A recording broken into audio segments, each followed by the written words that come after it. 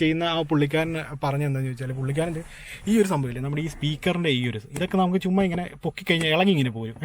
അപ്പം ഞാനൊന്ന് കാറ് ഒരു ദിവസം രാവിലെ കൊണ്ട് പുള്ളിയുടെ ഈ ഒരു വർക്ക്ഷോപ്പിൽ കൊണ്ട് വണ്ടി ഇട്ടിട്ട് എനിക്ക് പിറ്റേ ദിവസമല്ല, അന്ന് വൈകിട്ടാണ് വണ്ടി ഞാൻ എടുക്കാൻ പോകുന്നത്. അന്ന് വൈകിട്ട് വണ്ടി എടുക്കാൻ പോകുന്ന സമയത്തും വണ്ടി എടുക്കാൻ വേണ്ടി ചെന്ന സമയത്ത് പുള്ളിക്കാരൻ എന്നോട് പറഞ്ഞ്, പുള്ളി അന്ന് അവിടെ ഇല്ലായിരുന്നു കേട്ടോ, പുള്ളിയുടെ ഷോപ്പിൽ പുള്ളിക്കാരൻ ഇല്ലായിരുന്നു. അപ്പോൾ ഞാൻ നേരെ ഷോപ്പിലേക്ക് ചെന്നു. പുള്ളിയെ ഫോൺ വിളിച്ചപ്പോൾ പുള്ളി പറഞ്ഞു അപ്പോൾ വണ്ടി റെഡിയാക്കി വെച്ചിട്ടുണ്ട്. അപ്പോൾ എ സിയുടെ ഇതുപോലെ കംപ്ലൈൻ്റ് ആണ്. പുള്ളിക്കാരനെ നേരിട്ട് കണ്ടില്ല, പുള്ളി എന്നോട് പറഞ്ഞു ഇതാണ് സംഭവം, അത് കാരണമാണ് വണ്ടിയിൽ ഇത്ര സൗണ്ട് വരുന്നത്. പക്ഷേ ഇതിൻ്റെ ഫാനിൻ്റെ സ്പീഡ് നമുക്ക് അഡ്ജസ്റ്റ് ചെയ്യാവുന്ന സ്പീഡല്ലേ. അപ്പോൾ ഈ ഒരു സ്പീഡ് നമ്മൾ ഏറ്റവും ടോപ്പിലിടുമ്പോഴാണ് ഈ സൗണ്ട് കൂടുതൽ വരുന്നത്. അത് കുറച്ച് നാൾ ഒരു വർഷത്തോളം ഇനി സൗണ്ട് ഉണ്ടായിരിക്കും. ആ സൗണ്ട് കൂടിക്കൂടി വരുന്ന സമയത്ത് നമ്മൾ എ സിയുടെ ഫാനും ആ ഒരു സിസ്റ്റം ഫുള്ള് നമ്മൾ മാറണമെന്നാണ് ആ പുള്ളിക്കാരനോട് പറഞ്ഞത്. അപ്പോൾ ഒന്ന് ആലോചിച്ച് നോക്കുക, പുള്ളിയുടെ ഉടായ്പ ഒന്ന് ആലോചിച്ച് നോക്കുക. അങ്ങനെ മാറണമെന്ന് പറഞ്ഞു. അപ്പോൾ അത് മാറുന്നതിന് വേണ്ട 8,000 രൂപയോ അങ്ങനെ ഉണ്ടാവുമെന്ന് പറഞ്ഞു. ടൊയോട്ടയുടെ ഷോറൂമിൽ ചോദിച്ചപ്പോൾ അതിലും റേറ്റാണ്.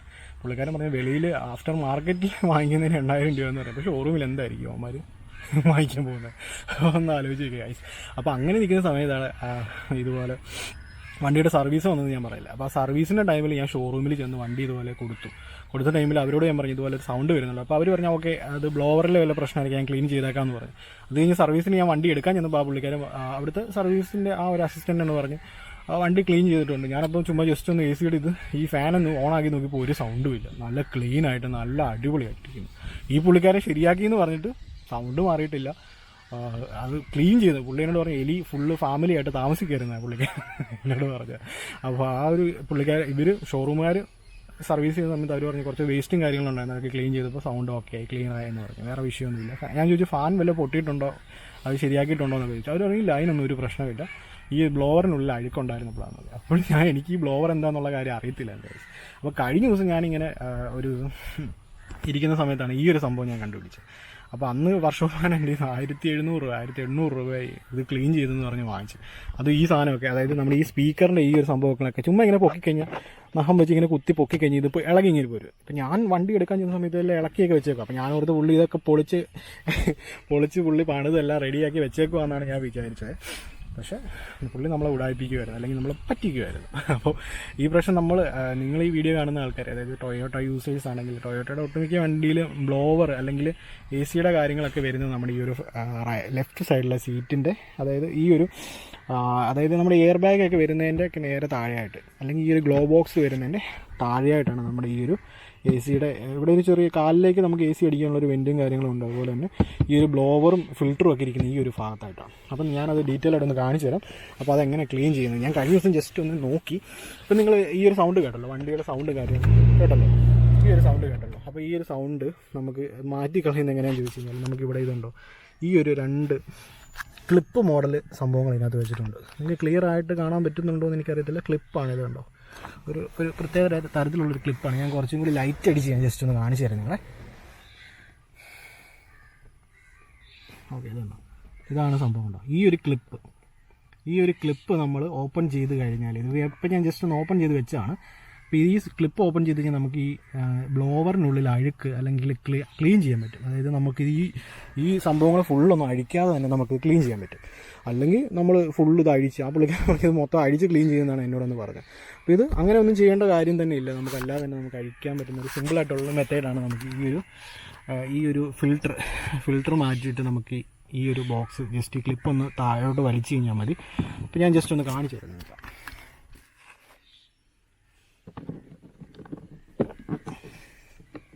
ഫസ്റ്റ് നമ്മൾ ഈ ഒരു ഫിൽറ്റർ നമ്മൾ ഫസ്റ്റ് ഊരിയെടുക്കണം. ഫിൽറ്റർ അതായത് വണ്ടിയുടെ എ സി ഫിൽറ്ററാണ് കേട്ടോ. എ സി ഫിൽറ്റർ ഇച്ചിരി മാറാറായിട്ടുണ്ടെന്ന് എനിക്ക് തോന്നുന്നു. എനിക്ക് പ്രാവശ്യം സർവീസ് ചെയ്യുന്ന സമയത്ത് മാറണം. എ സി ഫിൽറ്ററിൻ്റെ അവസ്ഥ ഇതാണ്. കുറച്ച് പൊടിയും കാര്യങ്ങളൊക്കെ ഉണ്ട്, പക്ഷേ പൊടി വലിച്ചെടുക്കാനുള്ള സംഭവം തന്നെയാണ്. അപ്പോൾ ഇതിൽ പൊടി കാണും. ഓക്കെ, ഇത് നമുക്ക് ഈ സൈഡിലോട്ട് മാറ്റിയിടാം. ഇനി ചെയ്യേണ്ടതെന്ന് ചോദിച്ചാൽ നമ്മൾ ഈ ക്ലിപ്പ്, ഞാൻ പറഞ്ഞ ഈ 2 ക്ലിപ്പുകളും ജസ്റ്റ് ഒന്ന് ഇങ്ങനെ ഒന്ന് അകത്തി വിടുക. ക്ലിപ്പുകൾ അകത്തിയിട്ട് ഇങ്ങനെ നൈസായിട്ട് ഇത് താഴോട്ട് ഇങ്ങനെ വലിച്ചാൽ മതി. ഇവിടെ ഒരു ക്ലിപ്പുണ്ട്, അങ്ങേയറ്റത്ത് ഒരു ക്ലിപ്പുണ്ട്. അത് നമുക്ക് ജസ്റ്റ് ഓപ്പൺ ചെയ്തിട്ട് ഇവിടെ ഇങ്ങനെ അമുക്കി പ്രസ് ചെയ്താൽ മതി. അപ്പോൾ നമുക്ക് ഇതിൻ്റെ ബ്ലോവർ നമുക്ക് കാണാൻ പറ്റും. അപ്പോൾ ഞാൻ ജസ്റ്റ് ലൈറ്റ് അടിച്ച് നിങ്ങളൊന്ന് കാണിച്ചു തരാം. ഞാൻ ഒറ്റയ്ക്കാണ് ഈ വീഡിയോ എടുക്കുന്നത്. അതിൻ്റേതായ ചെറിയൊരു പോരായ്മ നിങ്ങൾക്ക് ഈ വീഡിയോയിൽ ചിലപ്പോൾ കാണും. ഞാൻ കൂട്ടിന് ഒരാളെ വിളിച്ചാണ്, ആളെ നമ്മളെ പറ്റിച്ചിട്ട് പോവുകയും ചെയ്തു. ഓക്കെ, അപ്പോൾ ഇതാണ് കണ്ടോ എൽസിയുടെ ബ്ലോവർ. അപ്പോൾ അതിൻ്റെ ഉള്ളിലിരിക്കുന്ന ആ വേസ്റ്റ് നിങ്ങൾ ജസ്റ്റ് ഒന്ന് നോക്കൂ കണ്ടോ. അതായത് നമ്മുടെ വണ്ടിയിലിരുന്ന ടിഷ്യൂ പേപ്പറിൻ്റെ ആ ഒരു പീസാണ് ഇതിനകത്ത് ഉള്ളിൽ കിടക്കുന്നത് കണ്ടോ, ഈ വൈറ്റ് കളറിൽ കിടക്കുന്നത്. അപ്പോൾ ഞാൻ ജസ്റ്റ് ഒന്ന് ഇത് എടുത്ത് നിങ്ങളെ കാണിച്ചു തരാം. അപ്പോൾ രണ്ടും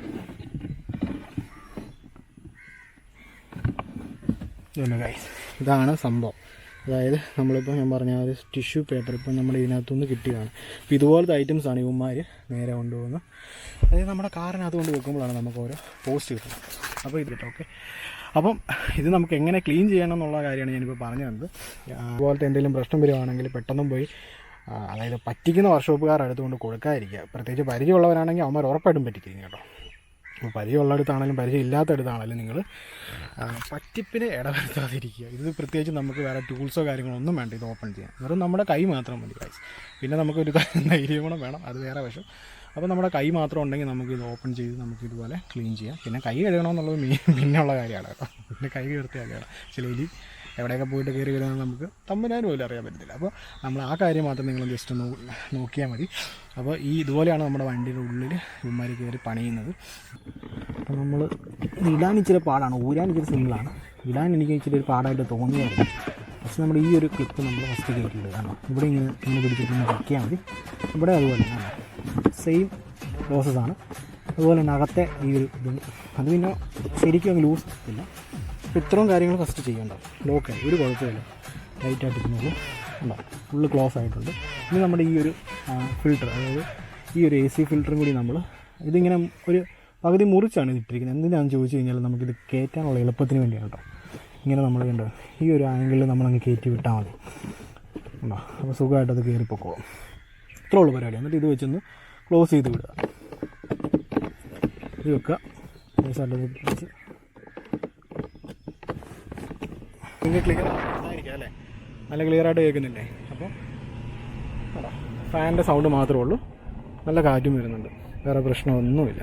അപ്പോൾ ഇതുപോലെ നമ്മൾ പോയി വർക്ക്ഷോപ്പുകാരുടെ അടുത്ത് കൊണ്ടുപോയി വണ്ടി കൊടുത്തു കഴിഞ്ഞാൽ, അതായത് നമുക്കറിയാവുന്ന വർക്ക്ഷോപ്പിലാണെങ്കിലും അതുപോലെ തന്നെ അറിയാത്തവന്മാരാണെങ്കിലും നമ്മളെ ഉറപ്പായിട്ടും മുതലെടുക്കും.